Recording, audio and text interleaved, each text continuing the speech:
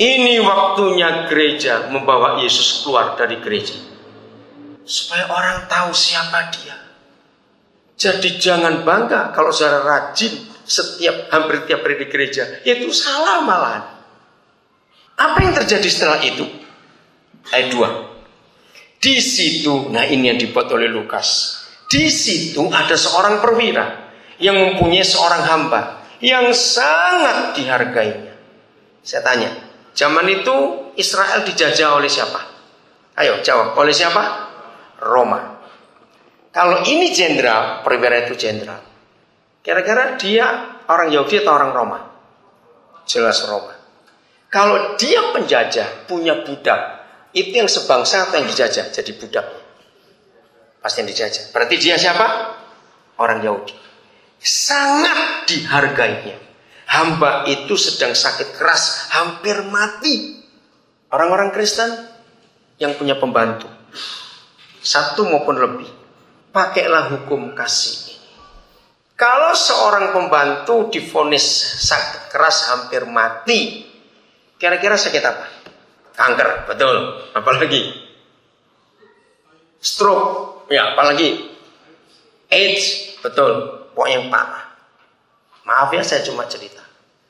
Kira-kira kalau kita majikan Kristen, lalu pembantu kita divonis dokter seperti itu, hampir keras, sakit keras, hampir mati. Apalagi penyakit yang menular, hepatitis contohnya, atau kanker payudara yang sudah bau. Maaf, jujur, berapa persen majikan Kristen yang berlaku seperti orang kafir ini? Dia cari Yesus. Itu yang saya kagum. Berapa kali ayat Lukas 7 dikhotbahkan oleh banyak pendeta, tapi khotbahnya selalu, saudara jangan takut, milikilah iman perwira itu. Kalau mertuamu sakit, percayalah. Kalau mamamu sakit kanker stadium 4 sekalipun, iman ini akan terjadi. Betul tidak? Padahal ayatnya nggak begitu bunyinya. Ayo kita bongkar firman ini. Betapa salahnya gereja mengajar jemaat tidak punya iman yang benar. Kira-kira kalau kita majikan Kristen, lalu pembantu kita divonis sakit keras hampir mati, kanker, AIDS, stroke, hepatitis atau apa, jujur, kira-kira kita buat apa? Nggak usah malu dah. Ini cuma contoh saja. Ayo, kira-kira apa? Nggak neng terlalu kasar itu neng. Mbok, ini gaji 6 bulan. Pulang ya, halus ngomongnya. Tapi dalam hati apa? Kalau mati jangan mati di sini, bikin repot, matilah di sana. Ayo, kan begitu bukan kalimat kita? Cuma kita perhalus. Berapa banyak orang Kristen yang aktif di gereja, pelayanannya hebat. Begitu dengar tetangganya sakit, parah, aduh nggak bisa, dia Hindu. Dan itu alasan kita. Nggak bisa, dia Islam. Nah, apa artinya? Berarti selama itu kita cuma dapat pengajaran Yesus hanya untuk kita. Paling kalau kita dengar tetangga kita sakit, kasihan.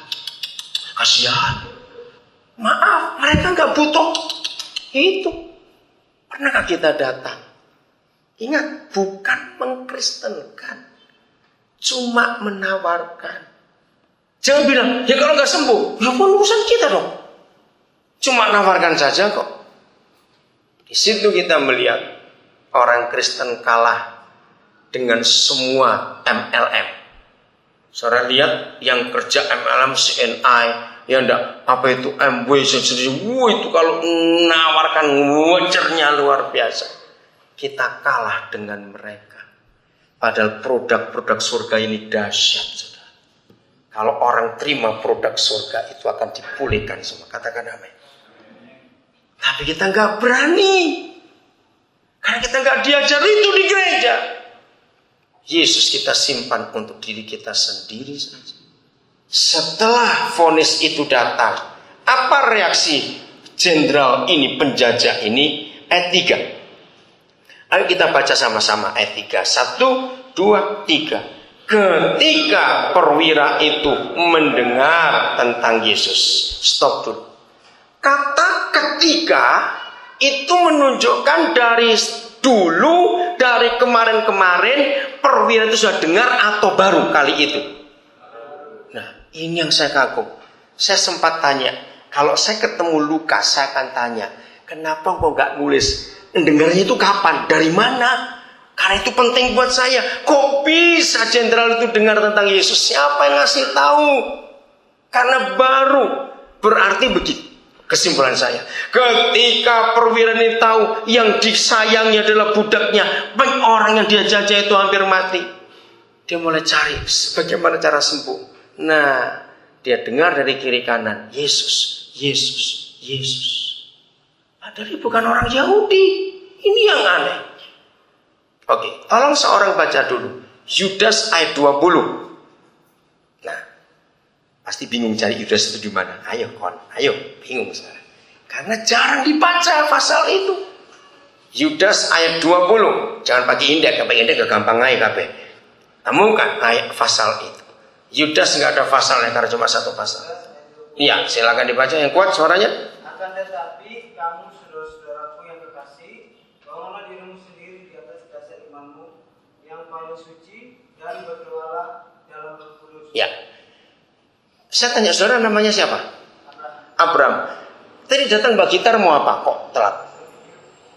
Oh, nggak ada musiknya ya, telat juga. Oke, nggak apa-apa, nanti mainnya nanti Abraham. Saudara baca ayat ini. Bangunlah dirimu di atas dasar, teruskan, imanmu. Jangan cuma imanmu, ada kata yang paling suci. Cukup sampai itu saja dulu. Saudara, tahun 70-an Roh Kudus mengajar saya tentang konsep itu. Saya kaget. Kalau Papa kita berfirman bahwa harus membangun diri kita di atas dasar iman kita yang paling suci. Nah, ini dia. Berarti ada iman yang ada iman yang tidak suci. Itu terlalu ekstrim. Naik dikit, ada iman yang kurang suci, betul. Naik lagi dikit, ada iman yang setengah suci. Tambah dulu loh. Ya, ada iman apa lagi? Baru iman yang suci. Ternyata iman itu ada tingkatan. Yang dikehendaki oleh Bapa di surga harus membangun iman di atas iman yang paling suci. Salah satu anak kami itu di situ. Gak apa-apa Van ya, Papa kasih contoh kamu. Ini 3 hari dia sakit terus. Datang ke Bali, ikut retret, enggak bisa bangun. Nah, terus dia kirim kabar ke teman-temannya. Wah, itu gejala demam berdarah itu. Wah, betul itu. Bintik-bintik di kakimu sudah keluar itu. Wah, betul itu. Mulai pusing semua. Wah, betul itu. Tulangmu sakit semua. Saya jengkel sama dia. Saya marahi dia tadi.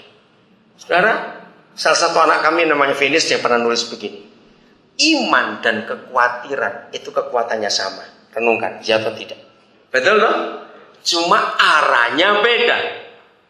Nah, karena dia membaca tulisan teman-temannya, maka timbul khawatir. Harusnya seperti itu sikap kita kalau baca tulisan Tuhan. Ya, kok enggak amin? Ayo, jujur. Inilah kekurangan ajaran orang Kristen. Saya mau tanya jujur ya, jujur. Saya pakai kata sama firman. Ya, di omongan orang itu saya sebut firman juga. Tuhan juga firman. Ya. Menurut saudara, firman tetangga atau firman Tuhan yang lebih nyantol di pikiran? Firman apa? Ayo nggak usah ragu-ragu lah jawab. Ayo, firman tetangga atau firman Tuhan yang lebih nyantol? Nah, apalagi firman mama mertua. Itu hebat sekali. Nggak usah ragu-ragu, katakan amin. Firman mama mertua seringkali tak masuk, susah keluar. Coba khotbah minggu yang lalu, kalau ditanya garuk-garuk bulu, apa ya?